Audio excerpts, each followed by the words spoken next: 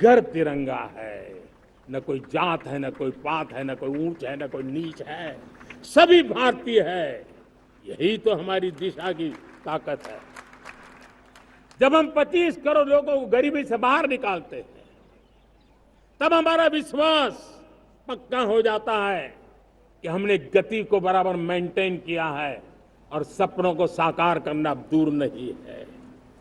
जब 100 से अधिक आकांक्षी जिले अपने अपने राज्य के अच्छे जिलों की स्पर्धा कर रहे हैं, बराबरी करने लगे हैं, तो हमें लगता है कि हमारी दिशा और गति दोनों सामर्थ्यवान है। जब हमारे उन आदिवासी साथियों को वो मदद मिलती है, पीएम जनमन के द्वारा उनको जो योजनाएं पहुंची थी, आबादी बहुत छोटी है, लेकिन बहुत दूर सुदूर इलाकों में छुटपुट परिवार रहते हैं, हमने उनको खोज के निकाला है, उनके लिए चिंता की है। तब लगता है कि संवेदनशीलता से जब काम करते हैं तब संतोष कितना मिलता है। वर्किंग वुमेन के लिए पेड मैटरनिटी लीव 12 हफ्ते से बढ़ा करके 26 हफ्ते कर देते हैं। तब सिर्फ नारी का सम्मान ही करते इतना नहीं है, नारी के प्रति संवेदनशील भाव से निर्णय करते इतना नहीं, लेकिन उसके गोद में जो बच्चा पला है ना, उसको एक उत्तम नागरिक बनाने के लिए मां की जो जरूरत है उसमें सरकार रुकावट न बने, इस संवेदनशील भावना से उस निर्णय को हम करते हैं। जब मेरे दिव्यांग भाई बहन भारतीय साइन लैंग्वेज की बात हो या तो सुगम्य भारत का अभियान हो, उसको लगता है कि अब मेरी भी डिग्निटी है, मेरे प्रति देश के नागरिक सम्मान के भाव से देखता है। और पैरालंपिक में तो हमारे खिलाड़ी नई नई ताकत दिखाने लगे हैं। तब लगता है कि ये जो मेरा मम भाव है, हम सबका मम भाव है, उसकी ताकत नजर आती है। हमारे ट्रांसजेंडर समाज के प्रति हम जिस संवेदना के साथ निर्णय बना रहे हैं, हम नए नए कानून बना रहे हैं, उनको सम्मान का जीवन देने के लिए हम प्रयास कर रहे हैं, तब बदलाव की हमारी दिशा सही दिखता है। सेवा भाव से किए गए इन कामों का, जो त्रिविध मार्गों से हम चले हुए हैं, इन कामों का एक सीधा सीधा लाभ आज उसके परिणाम के रूप में हमें नजर आ रहा है।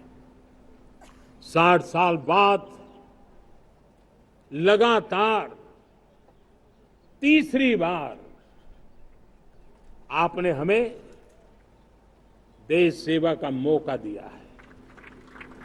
मेरे 140 करोड़ देशवासी, आपने जो आशीर्वाद दिए हैं, उस आशीर्वाद में मेरे लिए एक ही संदेश है, जन जन की सेवा, हर परिवार की सेवा, हर क्षेत्र की सेवा, और सेवा भाव से समाज की शक्ति को साथ लेकर के विकास की नई ऊंचाइयों पर पहुंचना। 2047 विकसित भारत के सपने को लेकर के चलना, उसी एक संदेश को लेकर मैं आज लाल किले की प्राचीर से हमें आशीर्वाद देने के लिए मैं कोटि कोटि देशवासियों का सर झुका करके आभार व्यक्त करता हूं। मैं उनके प्रति नतमस्तक होता हूं और मैं उनको विश्वास दिलाता हूं कि हमें नई ऊंचाइयों को नए जोश के साथ आगे बढ़ना है। हमें सिर्फ जो हो गया है वो संतोष मान करके बैठने वाले हम लोग नहीं हैं, वो हमारे संस्कार में नहीं है। हम कुछ और करने के लिए, कुछ और आगे बढ़ने के लिए और कुछ और नई ऊंचाइयों को पार करने के लिए हम आगे बढ़ना चाहते हैं। विकास को, समृद्धि को, सपनों को साकार करने को, संकल्प को लिए जीवन खपाने को हम अपना स्वभाव बनाना चाहते हैं, देशवासियों का स्वभाव बनाना चाहते हैं। मेरे प्यारे देशवासियों, आज नई शिक्षा नीति बहुतेक मात्रा में कई राज्यों ने उसको अच्छा इनिशिएटिव लिए है और उसके कारण आज एक 21वीं सदी के अनुरूप हमारी शिक्षा व्यवस्था को जो हम बल देना चाहते हैं और विकसित भारत के सपने के लिए जिस प्रकार से मानव समूह तैयार करना चाहते हैं। नई शिक्षा नीति बहुत बड़ी भूमिका अदा। मैं नहीं चाहता हूं कि मेरे देश के नौजवानों को अब विदेशों में पढ़ने के लिए मजबूर होना पड़े। मध्यम वर्गीय परिवार के लाखों करोड़ों रुपया बच्चों को विदेश पढ़ने के लिए भेजने में खर्च हो जाए। हम यहां ऐसी शिक्षा व्यवस्था का विकसित करना चाहते हैं कि मेरे देश के नौजवानों को विदेश जाना न पड़े, मेरे मध्यम वर्गीय परिवारों को लाखों करोड़ रुपया खर्च करना न पड़े। इतना ही नहीं, ऐसे संस्थान निर्माण हो ताकि विदेशों से लोग भारत के अंदर उनका मुंह मोड़े। अभी अभी हमने बिहार का हमारा गौरवप्रद इतिहास रहा है, नालंदा यूनिवर्सिटी का पुनर्निर्माण किया है। फिर से एक बार नालंदा यूनिवर्सिटी काम करना शुरू कर दिया है। लेकिन हमें शिक्षा के क्षेत्र में फिर से एक बार सदियों पुराने उस नालंदा स्पिरिट को जगाना होगा, उस नालंदा स्पिरिट को जीना होगा, उस नालंदा स्पिरिट को लेकर के बड़े विश्वास के साथ विश्व की ज्ञान की परंपराओं को नई चेतना देने का काम हमें करना होगा। मुझे पक्का विश्वास है कि नई शिक्षा नीति ने मातृभाषा पर बल दिया है। मैं राज्य सरकारों से कहूंगा, मैं देश की सभी संस्थानों से कहूंगा कि भाषा के कारण हमारे देश की टैलेंट को रुकावट नहीं आनी चाहिए, भाषा अवरुद्ध नहीं होनी चाहिए। मातृभाषा का सामर्थ्य हमारे देश के छोटे छोटे गरीब से गरीब मां के बेटे को भी सपने पूरा करने का ताकत देता है। और इसलिए हमने हमारी मातृभाषा में पढ़ाई, जीवन में मातृभाषा का स्थान, परिवार में मातृभाषा का स्थान, उसकी ओर हमें बल देना होगा।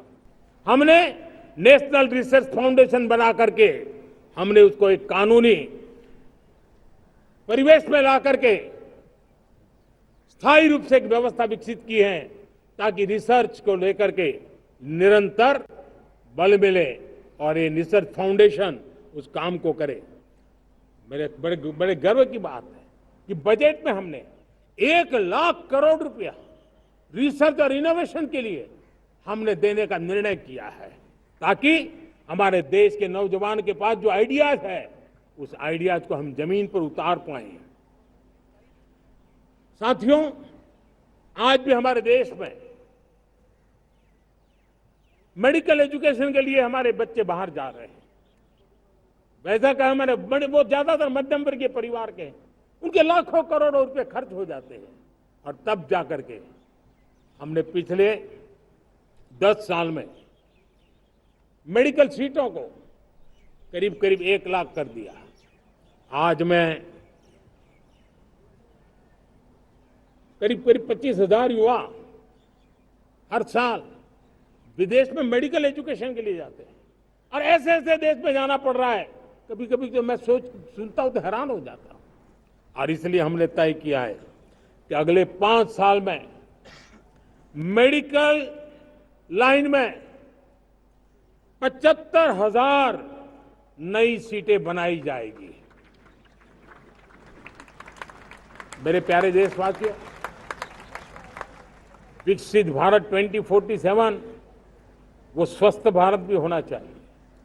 और जब स्वस्थ भारत हो तो आज जो बच्चे हैं उनके पोषण पर आज से ही ध्यान देने की जरूरत है। और इसलिए हमने विकसित भारत की जो पहली पीढ़ी है उनकी तरफ विशेष ध्यान दे करके हमने पोषण का एक अभियान चला है। हमने राष्ट्रीय पोषण मिशन शुरू किया है, पोषण को हमने प्राथमिकता दी है। मेरे प्यारे देशवासियों, हमारी कृषि व्यवस्था को ट्रांसफॉर्म करना बहुत जरूरी है, समय की मांग है। हम सदियों से जिस परंपरा में दबे हुए हैं, जकड़े हुए हैं, उससे मुक्ति पानी होगी। और हमारे किसानों को उसके लिए हम मदद भी दे रहे हैं। हम उसको ट्रांसफॉर्म करने की दिशा में लगातार काम करते आए हैं। आज आसान ऋण दे रहे हैं किसानों को, टेक्नोलॉजी की मदद दे रहे हैं। किसान जो पैदावार करता है उसको वैल्यू एडिशन के लिए हम काम कर रहे हैं, उसके लिए मार्केटिंग के लिए पूरा प्रबंध करते हैं। ताकि उसको एंड टू एंड हर जगह पे हैंड होल्डिंग की व्यवस्था हो, उस दिशा में हम काम कर रहे हैं। आज जब धरती माता के प्रति सारा विश्व चिंतित है, जिस प्रकार से उर्वरक के कारण हमारी धरती माता की शहद दिनों दिन बिगड़ता जा रही है, हमारी धरती माता की उत्पादकता क्षमता खत्म होती चली जा रही है, कम होती चली जा रही है। और उस समय मैं मेरे देश के लाखों किसानों का आभार व्यक्त करना चाहता हूं, जिन्होंने प्राकृतिक खेती का रास्ता चुना है और हमारी धरती माता की सेवा करने का भी उन्होंने बीड़ा उठाया है। और इस बार बजट में भी हमने प्राकृतिक खेती को बल देने के लिए बहुत बड़ी योजनाओं के साथ बहुत बड़ा बजट में प्रावधान किया है। मेरे प्यारे देशवासियों, आज दुनिया की स्थिति में देखता हूं, पूरा विश्व होलिस्टिक हेल्थ केयर की तरफ मुड़ा है और तब उनको ऑर्गेनिक फूड ये उनकी प्रथम पसंद बनी है। आज विश्व के लिए ऑर्गेनिक फूड का अगर कोई फूड बास्केट बन सकता है तो मेरे देश का किसान बना सकता है, मेरा देश बन सकता है। और इसलिए हम आने वाले दिनों में उस सपने को लेकर के आगे चलना चाहते हैं, ताकि ऑर्गेनिक फूड की जो विश्व की मांग है, उस ऑर्गेनिक फूड का बास्केट हमारा देश कैसे बने, किसानों का जीवन आसान बने, गांव में टॉप क्लास इंटरनेट कनेक्टिविटी मिले, किसानों को स्वास्थ्य सुविधाएं मिले, किसान के बच्चों को पढ़ने के लिए स्मार्ट स्कूल अवेलेबल हो, किसान के बच्चों को रोजगार उपलब्ध हो। छोटी छोटे खेती के टुकड़ों पर पूरा परिवार आज जीना बड़ा मुश्किल हो रहा है, तब उनके नौजवानों के लिए वो स्किल मिले ताकि उनके नए रोजगार मिले, नए आय के साधन बने। इसका एक कॉम्प्रिहेंसिव प्रयास हम कर रहे हैं। बीते वर्षों में वुमेन लेड डेवलपमेंट मॉडल पर हमने काम किया है। इनोवेशन हो, एम्प्लॉयमेंट हो, एंटरप्रेन्योरशिप हो, हर सेक्टर में महिलाओं के कदम बढ़ते जा रहे हैं। महिलाएं सिर्फ भागीदारी बढ़ा रही है ऐसा नहीं, महिलाएं नेतृत्व दे रही है।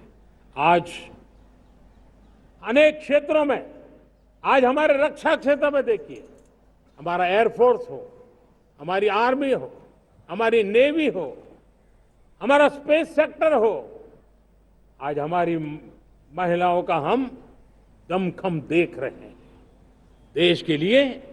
लेकिन दूसरी तरफ कुछ चिंता की बातें भी आती है और मैं आज लाल किले से फिर बार एक अपनी पीड़ा व्यक्त करना चाहता हूं। एक समाज के नाते हमें गंभीरता से सोचना होगा कि हमारी माताओं, बहनों, बेटियों के प्रति जो अत्याचार हो रहे हैं, उसके प्रति देश का आक्रोश है, जन सामान्य का आक्रोश है। इस आक्रोश को मैं महसूस कर रहा हूं। इसको देश को, समाज को, हमारी राज्य सरकारों को गंभीरता से लेना होगा। महिलाओं के विरुद्ध अपराधों की जल्द से जल्द जांच हो, राक्षसी कृत्य करने वालों को जल्द से जल्द कड़ी सजा हो, वो समाज में विश्वास पैदा करने के लिए जरूरी है।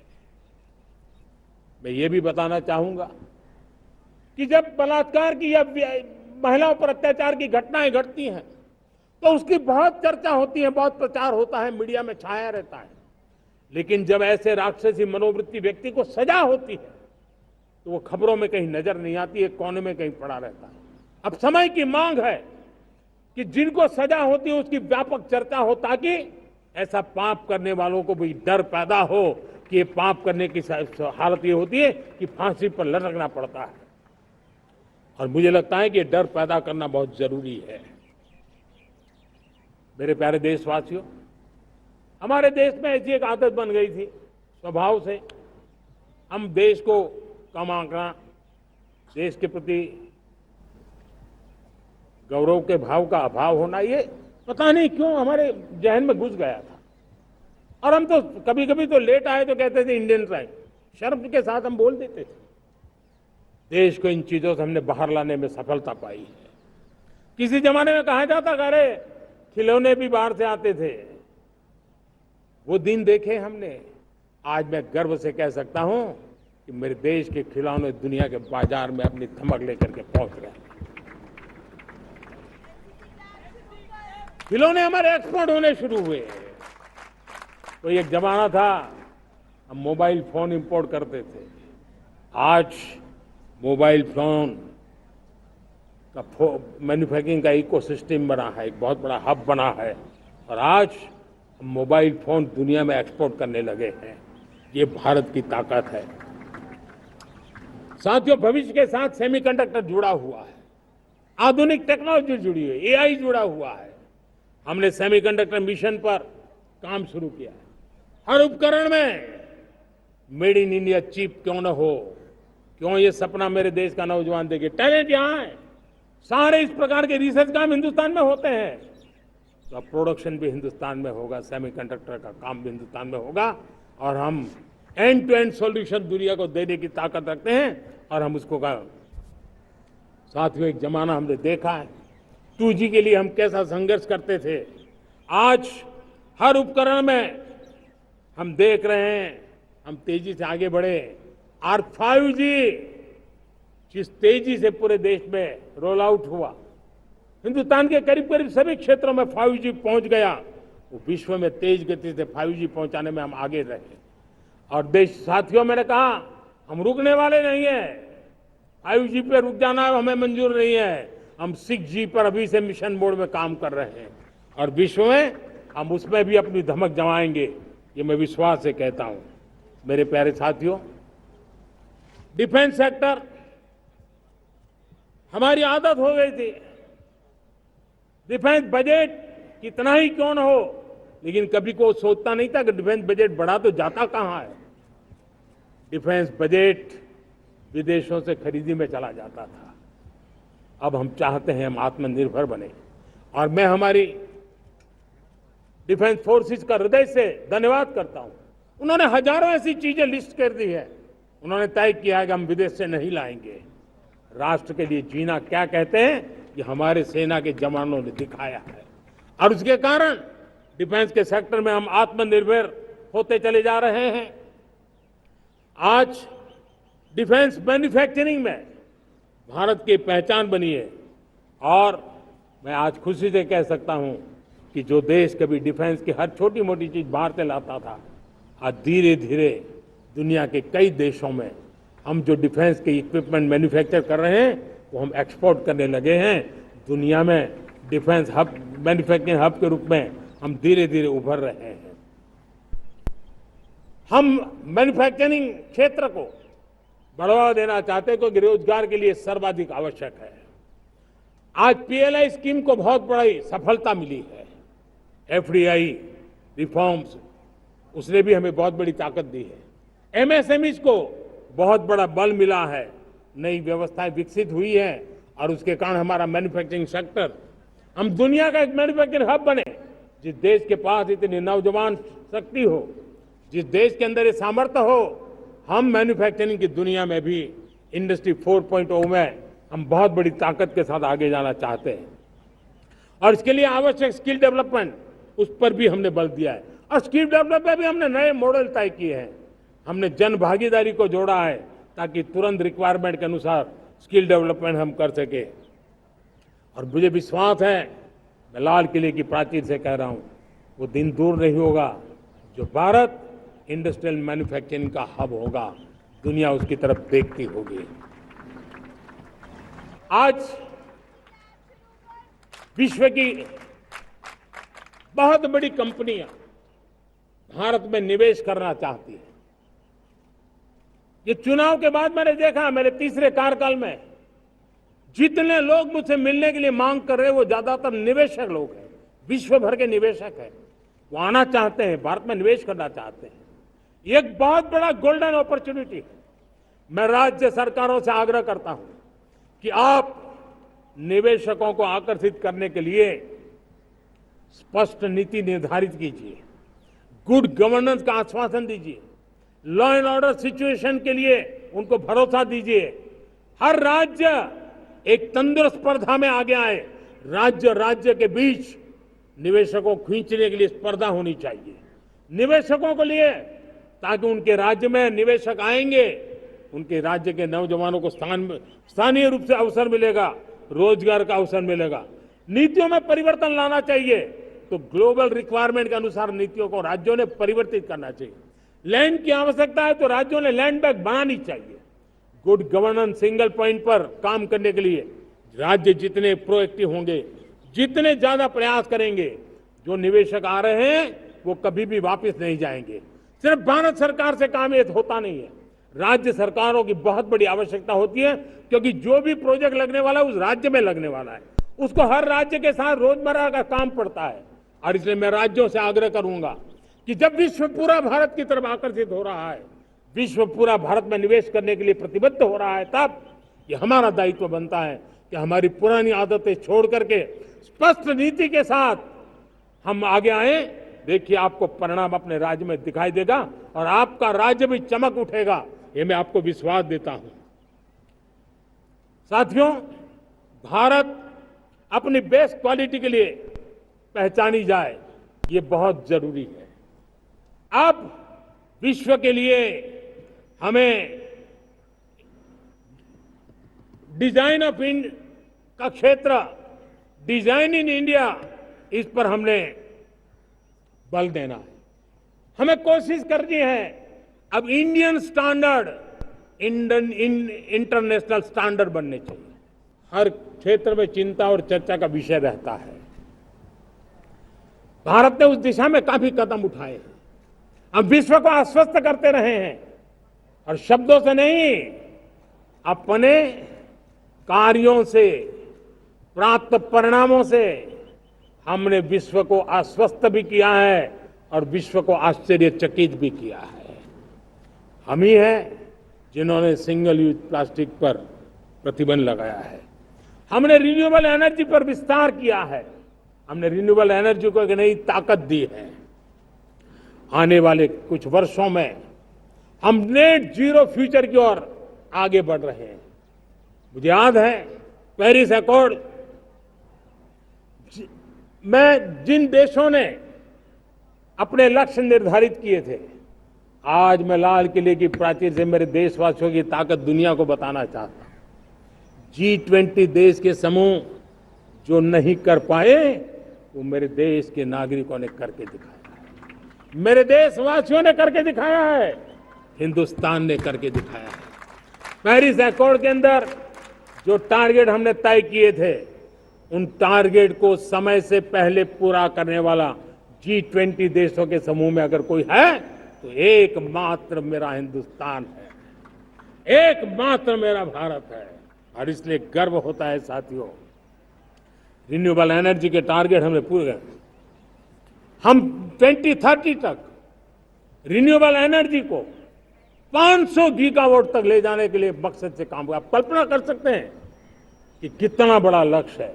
दुनिया के लोग सिर्फ 500 गीगावाट शब्द सुनते हैं ना, तो मेरी तरफ ऐसे ऐसे देखते हैं। लेकिन आज मैं विश्वास से कह रहा हूं देशवासियों को कि इस लक्ष्य को भी हम पूरा करके रहेंगे, और ये मानव जाति की भी सेवा करेगा, हमारे भविष्य की भी सेवा करेगा, हमारे बच्चों के उज्जवल भविष्य की गारंटी बनेगा। हमने 2030 तक हमारे रेलवे को नेट जीरो एमिशन का लक्ष्य लेकर के हम चल रहे हैं। साथियों, पीएम सूर्य घर मुफ्त बिजली योजना उसको एक नई ताकत देने वाली है, और ये बदलाव का फल मेरे देश के सामान्य परिवार को मिला, विशेष करके मेरे मध्यम वर्ग को मिलेगा जब उसका बिजली का बिल मुफ्त हो जाएगा। इलेक्ट्रिक व्हीकल, उसकी मांग बढ़ती जा रही है। जब पीएम सूर्य घर योजना से वो बिजली उत्पादन करता है सूर्य से, तो उसका व्हीकल का प्रवास का खर्चा भी वो कम कर सकता है। साथियों, हम ग्रीन हाइड्रोजन मिशन लेकर के एक ग्लोबल हब बनना चाहते हैं। बहुत तेजी से नीतियां बनाई गई हैं, बहुत तेजी से उसका इम्प्लीमेंटेशन का काम हो रहा है, और भारत ग्रीन हाइड्रोजन एक न्यू एनर्जी की दिशा में हम जाना चाहते हैं। और ये सारे जो प्रयास चल रहे हैं, क्लाइमेट की चिंता तो है ही है, ग्लोबल वार्मिंग की चिंता है, लेकिन इसके अंदर ग्रीन जॉब्स की बहुत बड़ी संभावना है। और इसलिए आने वाले कालखंड में ग्रीन जॉब्स का महत्व बढ़ता है, तो उसको सबसे पहले कैप्चर करने के लिए मेरे देश के नौजवानों को अवसर देने के लिए और ग्रीन जॉब्स के लिए एक बहुत बड़ा क्षेत्र को बढ़ावा दे रहे हैं। मेरे प्यारे देशवासियों, आज हमारे साथ इस तिरंगे झंडे के नीचे वो नौजवान बैठे हैं जिन्होंने ओलंपिक की दुनिया में भारत का परचम लहराया। मैं मेरे देश के सभी एथलीट्स को, मेरे देश के सभी खिलाड़ियों को 140 करोड़ देशवासियों की तरफ से बधाई देता हूं और हम नए सपने, नए संकल्प, अत्यंतिक पुरुषार्थ के साथ नए लक्ष्यों को हासिल करने के लिए आगे बढ़ेंगे, ऐसा मैं विश्वास के साथ उनको शुभकामनाएं भी देता हूं।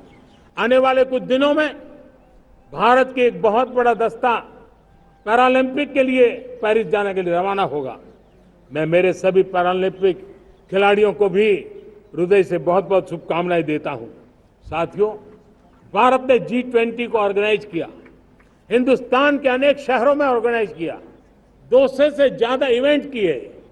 पूरे विश्व में G20 का इतना बड़ा व्याप, इतना बड़ा कार्यक्रम कभी नहीं हुआ, इस बार हुआ। इसने एक बात सिद्ध कर दी है कि भारत में बड़े से बड़े कार्यक्रम ऑर्गेनाइज करने की ताकत है। भारत को किसी को भी हॉस्पिटैलिटी का सामर्थ्य भारत में सबसे ज्यादा है। अगर ये सिद्ध हो चुका है तो साथियों, हिंदुस्तान का सपना है कि 2036 में जो ओलंपिक होगा वो मेरे हिंदुस्तान की धरती पर हो।